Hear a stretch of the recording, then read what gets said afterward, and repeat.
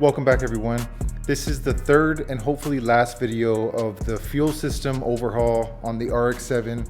And as you just saw, I have the bottom of the car completely undercoated. On the last video, I explained how the product that I used, which was the Rust-Oleum undercoat, was a mess. It didn't work, wasn't curing. I said that I had a method and a solution. And basically what I ended up doing was I had to remove all of the undercoating. And if you've ever attempted to do this before, you know that it's very messy, it's a hassle. And the method that I found that worked the best was using a torch, a butane torch, or I actually have MAP gas and some Goo Gone. Basically, I just went up there, torched everything just for a few seconds. And while it's hot, sprayed the Goo Gone, let that sit just for a few more seconds, and then a plastic putty knife, and it scrapes it right off without damaging the paint. As long as you don't torch it too long, it works really well. It's just really messy.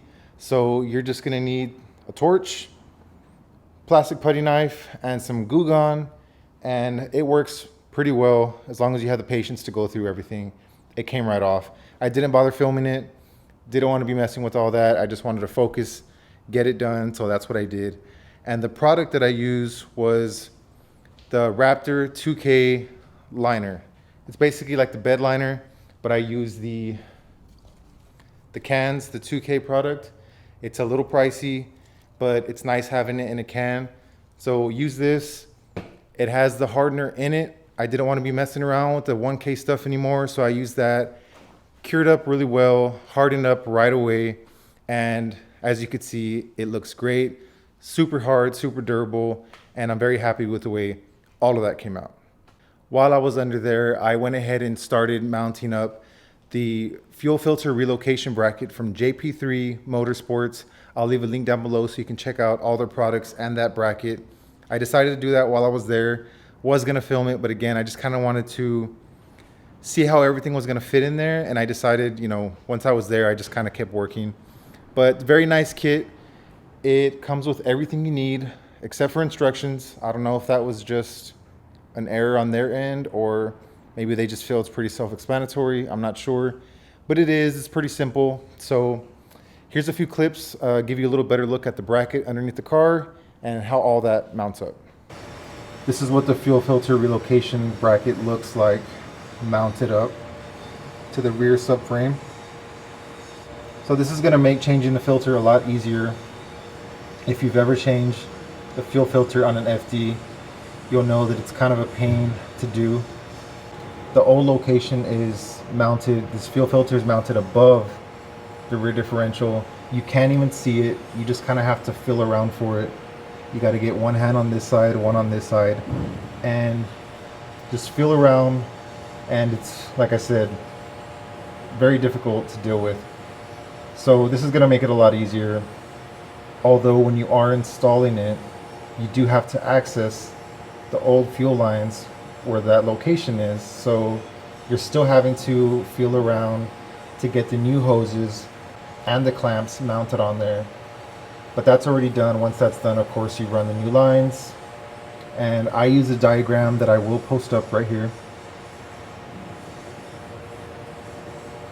That was a lot of help in making sure that I ran the lines the correct way to the correct locations, and pretty confident that everything's plumbed up the way it's supposed to be. So now in the future, it's going to be a lot easier to get this fuel filter changed. There's just one little bolt right here that I have to undo, and then I can just separate these. Very accessible. It's going to make things a lot easier. So now that it's done, I am glad that I did it. Here on the other side, you can see peeking out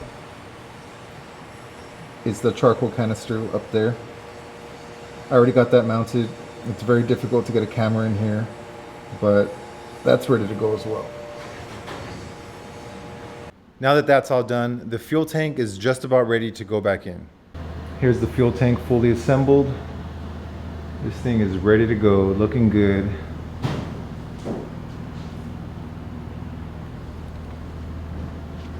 And we have the filler neck that I fully repainted, resealed the inside. Fuel tank straps. These are all painted up, ready to go as well. There's just a few more things I need to get buttoned up underneath the car, like the exhaust heat shields and the tank straps that we just painted. So I'm gonna crawl up underneath the car, get all those things situated. That way we can get the tank back in the car.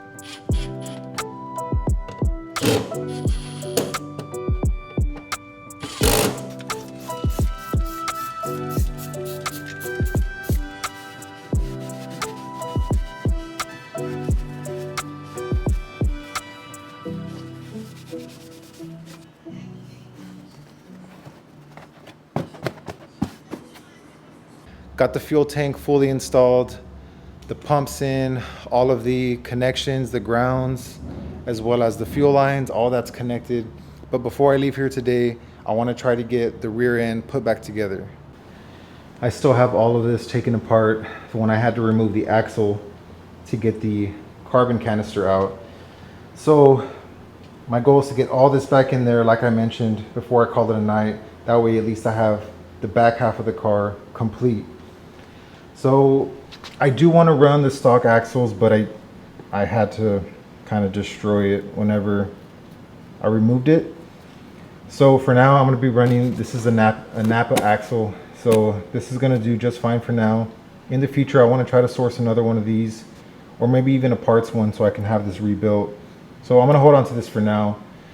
And as much as it kills me to throw those brakes on there like that, as well as the hub, you know, being all gross and rusty, I do want to focus on the fuel right now. I don't want to worry about any of this. So this is going to go back on the car just as it is. I just want to focus on the fuel. So that's what we're going to do.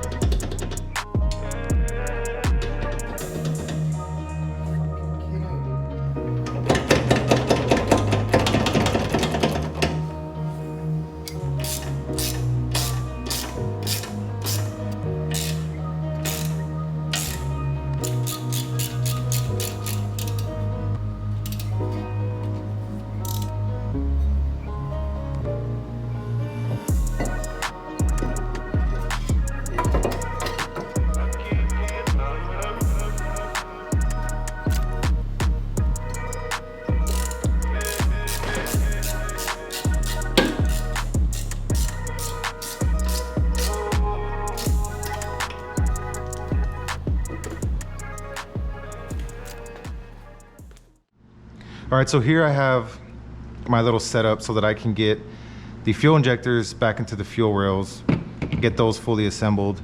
I got the package back from RC Fuel Injection. They did a very good job at getting everything packaged up. One thing that I didn't mention was these are the injectors that came out of the FD. Now, I ended up sending these out, and that same day that I sent them out, my cousin Renee, he has an FD that he's going to be doing a rebuild on, and he's not going to be using his injectors, so he offered his injectors. He just gave them to me. Thought that was really cool of him, and his were in a lot better shape than mine were. So I had already sent these out, but I went ahead and sent his out because they were in better shape, and I just told RC, just go ahead and clean those injectors. I'm gonna run with those, and I decided not to do anything with these. I kind of wish that I would have, because now I'm very curious how these performed, how well these did, or how bad they were, but I didn't. So I sent him the other injectors, and physically they were in much better shape than mine were, and his car for sure was running, but as you could see, RC did a very good job. New O-rings, new filters, everything looks good to go on these. And of course they did test them, so I thought this was pretty cool. It tells you what the flow rate is for these injectors. So these are the, well, actually this will tell you.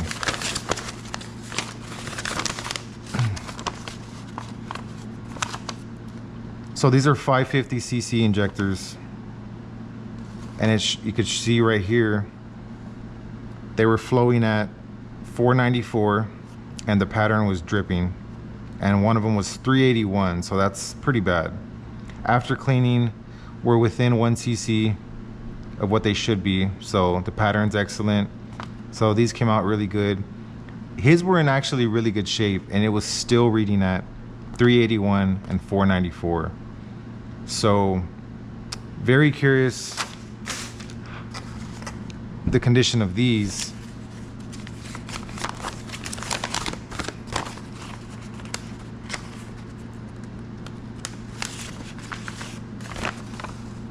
So these are the 850cc injectors. This one says that it was fair. It was flowing at 783 cc's. This one was 656 dripping.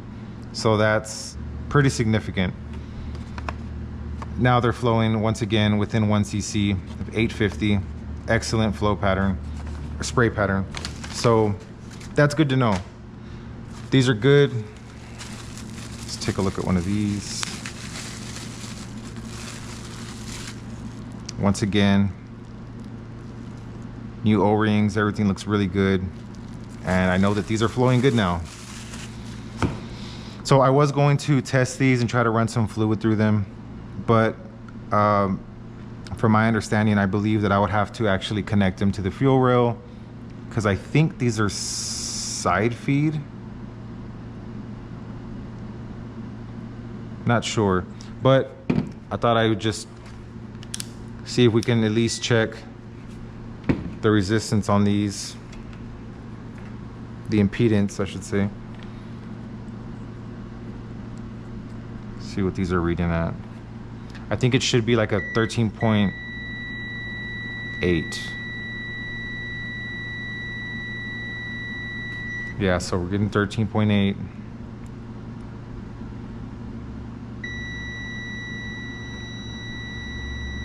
Once again, 13.8. These should be at a little different.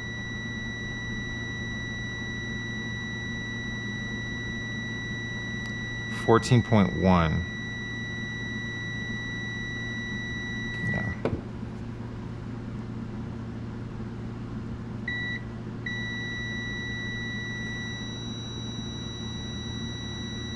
.1, so it looks like they're reading pretty good. If you got a really high number or a really low number, then that'd probably tell you that it wasn't firing, wasn't working correctly.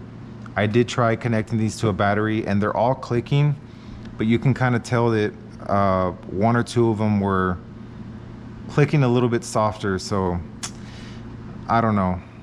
I really wanted to try to see the spray pattern on these, but either way, those aren't going back in. So got some new hardware for these.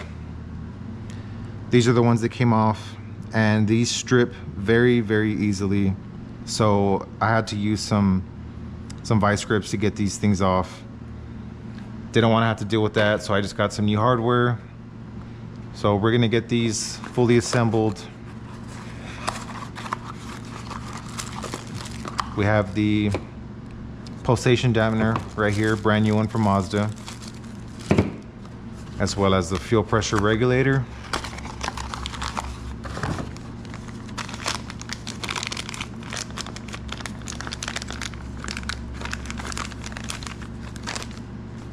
These already have the O-rings on them, so that's good. So just gonna start getting these installed and get this ready to go back in the car.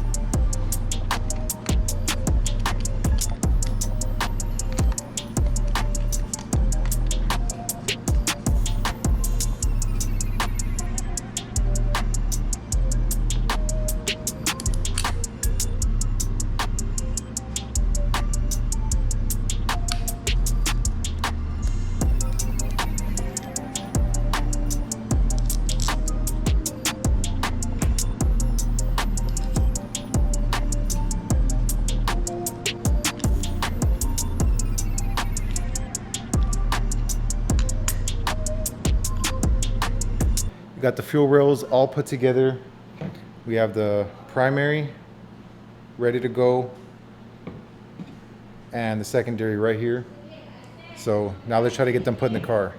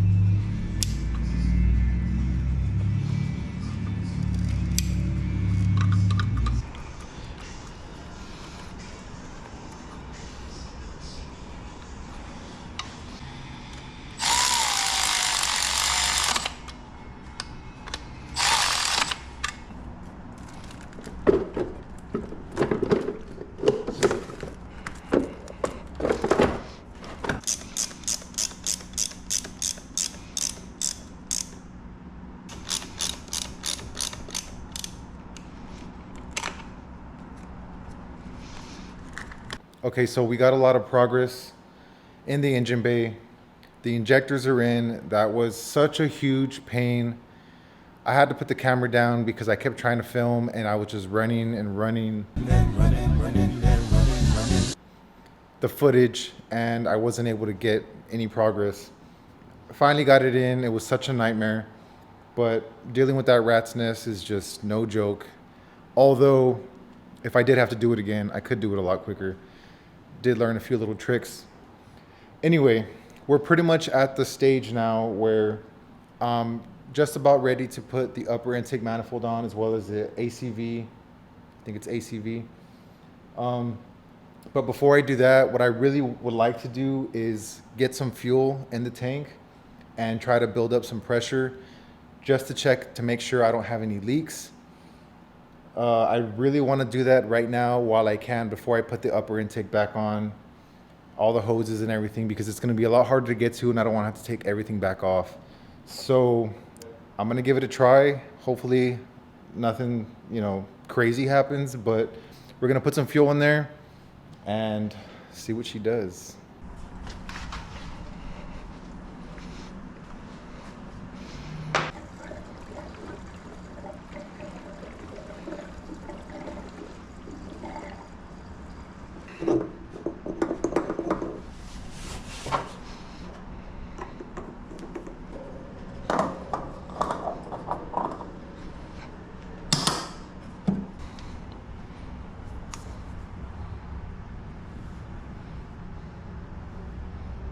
Oh man, getting nervous. Haven't even sat in this car. Just gonna try to listen for the pump.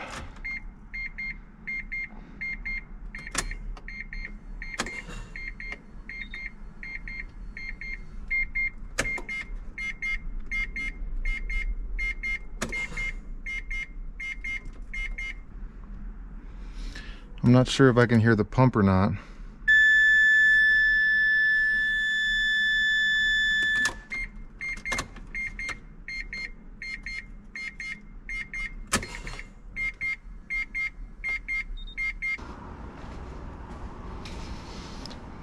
Maybe it's a very quiet pump.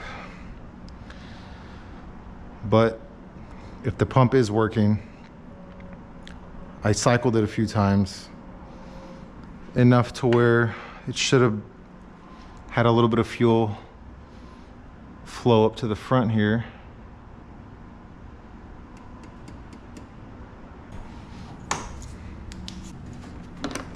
This is the part that I'm the most worried about. This banjo bolt. I had to use a slightly different size crush washer. I wasn't able to find that locally, and Mazda said that it would be about a week till I get those in, so I got what I could. It's the same inner diameter, but it's a little bit thicker and a little bit bigger outer diameter. So that's an area that I want to keep an eye on.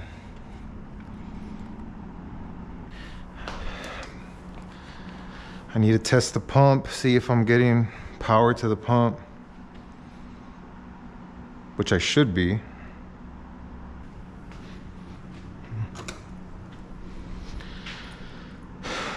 Should I crank it?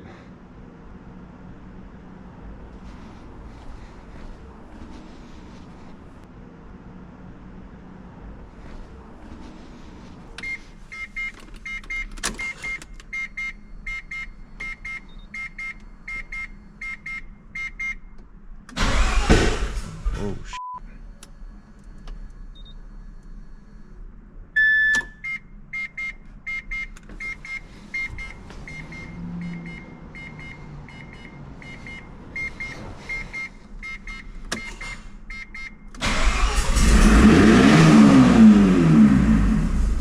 Holy shit. Well, it turns on. Bro. Dude, what the...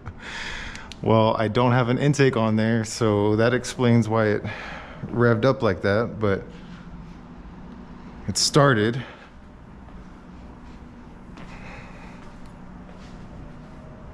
That means there's fuel.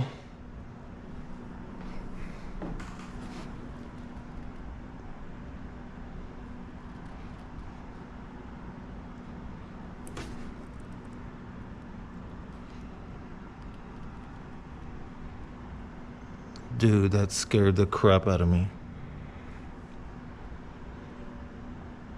I don't know what I expected. Oh, that's exciting and terrifying.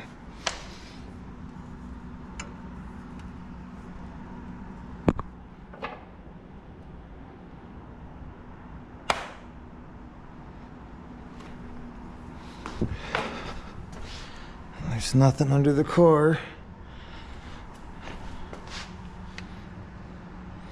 Dude, okay, it's a little smoky in here. I'm gonna open up the garage door before I die and start getting this intake back in there.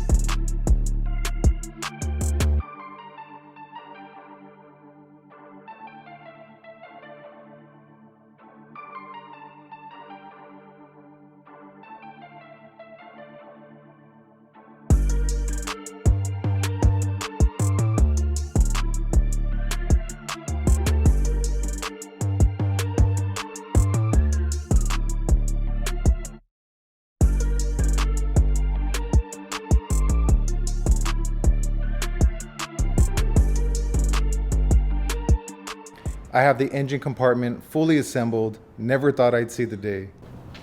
I went ahead and installed the hood as well, just to speed things up. Everything is in place. I put everything back in. I'm really putting a lot of trust in myself and in this car. So normally what I do is just put it together just good enough so I can kind of test things out, but we just went for it. So it's getting close. For whatever reason, I am extremely nervous right now to drive this car. My hands are like shaking right now. Just trying to think of how I'm gonna do this. There's so many areas that could go wrong. Although I do have confidence in everything that I've done, you never know. There's just a lot of areas that I mess with. So there's a lot of things I need to be checking while I'm driving it. But the first thing I need to do is get this out of here, take it to the corner station and fill this up with some fuel. I'm gonna attempt to fill it up, make sure that I don't have any leaks, check on the fuel sender, make sure that that's marking correctly, and just make sure that everything's running the way that it should. I'm also very eager to see if it's fixing the issue with not being able to go above 3,000 or 4,000 RPM. So we'll see. I'm gonna put this camera down, get this car warmed up, and take it for a spin.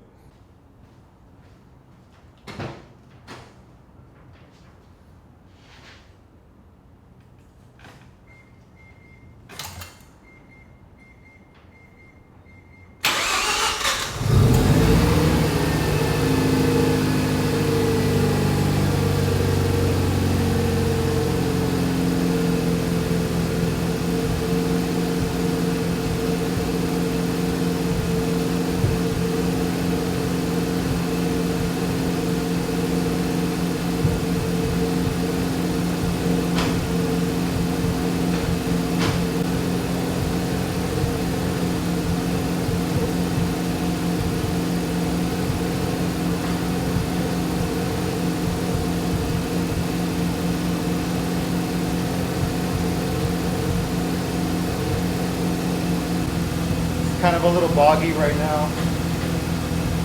It might just be the ECU needing to relearn, or I still have to do the spark plug, so it could be that as well. But we'll get it warmed up and take it for a spin.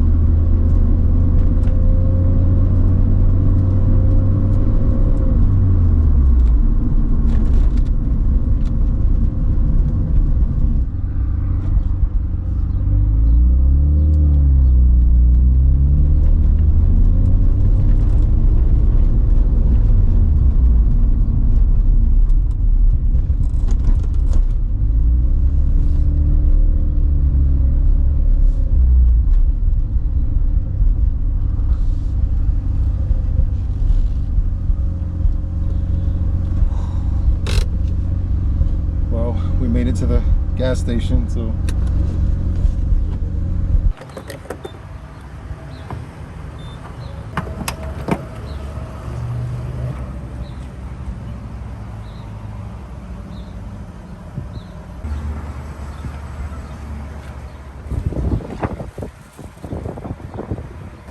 the fact that it's still taking fuel is a good sign. It just clicked. Usually that means that the canister is functioning the way it's supposed to.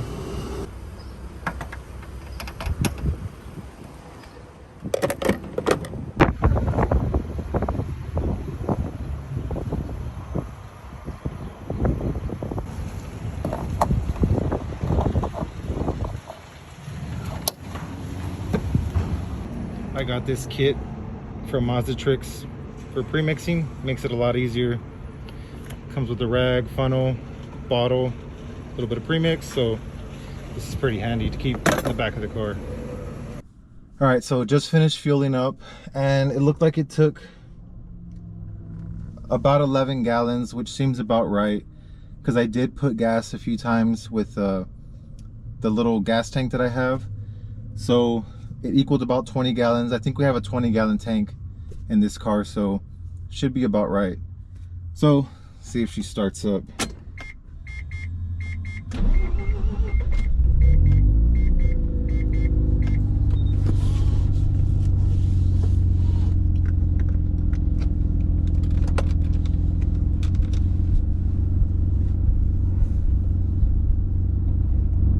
Looks like it's still not marking fuel. I'm gonna have to check that out.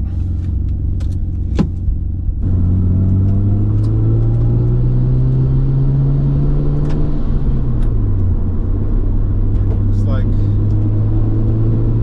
think she's pretty warmed up.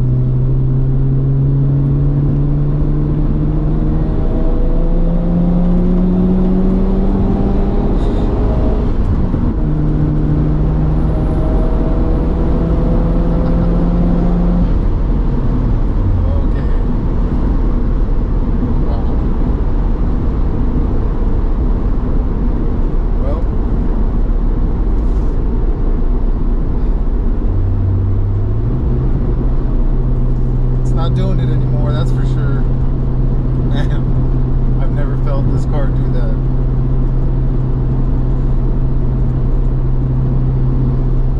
Dude, that wasn't even all the way. Okay, now I get it.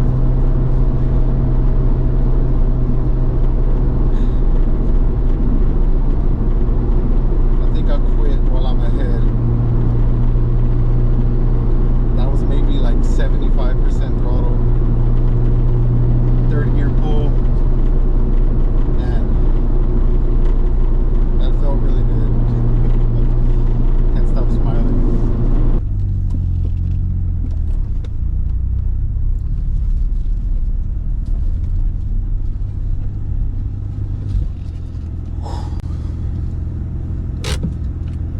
Well, we made it back. It ran really good. It's still not marking fuel. I'm gonna have to check that out. But I gotta say too that I'm having a little bit of trouble with shifting into second and a little bit into third gear. I kind of have to go slow, otherwise it'll grind a little bit. So that's something else I'm gonna have to check out, get that situated. And also my shifting's a little bit rough. Never owned a manual car, so trying to figure it out. But she did good. I'm really happy. So we made it back safe, still running. Temperatures look good. So I'm just gonna pull it back into the garage and give everything another look over, make sure everything's good. So as you can imagine, I am super happy to finally have this car back on the road, even though she really wasn't down that long considering all the work that we did with the fuel system. But overall, the engine seems to be running very strong, so I'm super happy about that. It's just the suspension and little things, all the maintenance stuff that needs to be taken care of, like just the tune-up, tires, brakes, all that good stuff, and all of that's going to be coming up very soon. I need to get that situated first before I start doing all the fun mods. Really hope you guys enjoyed this little mini series on the fuel system, maybe learned a thing or two. I know that I sure learned a lot. So either way, lots coming. Thank you guys so much for watching. Really hope you guys enjoyed. Make sure to like and subscribe if you haven't already. I'll see you all on the next video.